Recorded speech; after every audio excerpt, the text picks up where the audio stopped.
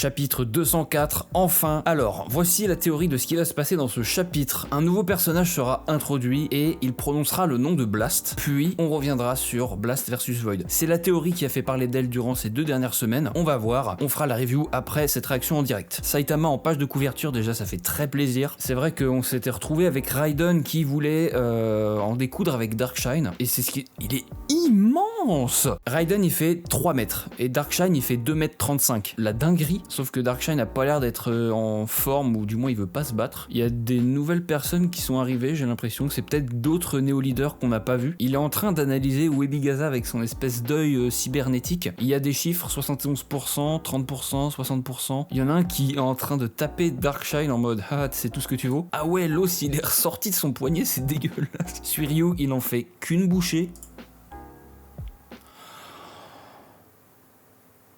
Non.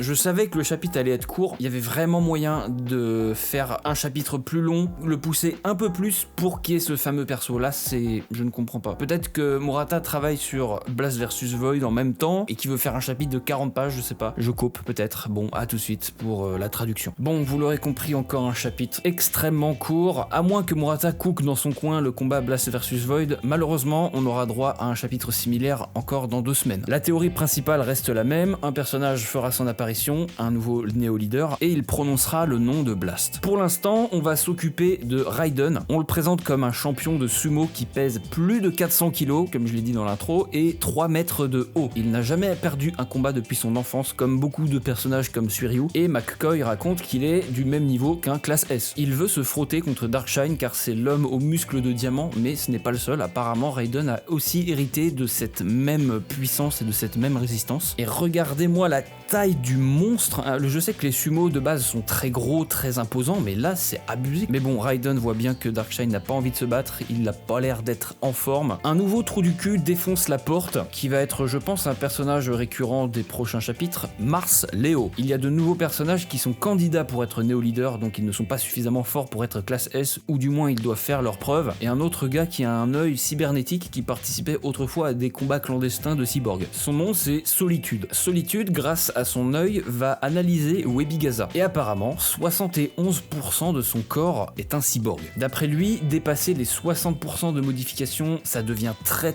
risqué pour le corps et la survie. Pour avoir réussi à subir une telle opération, Webigaza devait être très déterminé. L'autre trou du cul ne veut vraiment pas la fermer, il va commencer à swinger dans tous les sens, gauche-droite. Il va frapper Darkshine. Oups, désolé, je me suis emporté, est-ce que ça va? Darkshine, il lui répond ouais ça va, mais toi ton poignet, ça a pas l'air d'aller. Son poignet va complètement se briser, l'os va ressortir, c'est bien fait pour ta gueule. Suiryu intervient pour essayer de les séparer, mais ils essayent de s'en prendre à lui, ce qui n'a aucun effet sur Suiryu, bien évidemment. Et j'aurais bien aimé vous raconter la suite, mais c'est déjà la fin du chapitre. Je vais raconter la suite dans mon coin, je vais déjà commencer à préparer la prochaine review parce que c'est clairement du copier-coller avec le webcomic. Rien de plus à dire vraiment que depuis la dernière fois, ça va être une vidéo assez courte avec l'introduction de nouveaux personnages. Il en manque encore 2, là je vois le nom d'un autre personnage, puis le prochain qui sera normalement le bon, je vous le promets. Pas de vidéo cette semaine, il y a beaucoup de montage à faire et puis j'ai d'autres trucs à faire à côté, donc ça sera pour vendredi prochain. Ciao.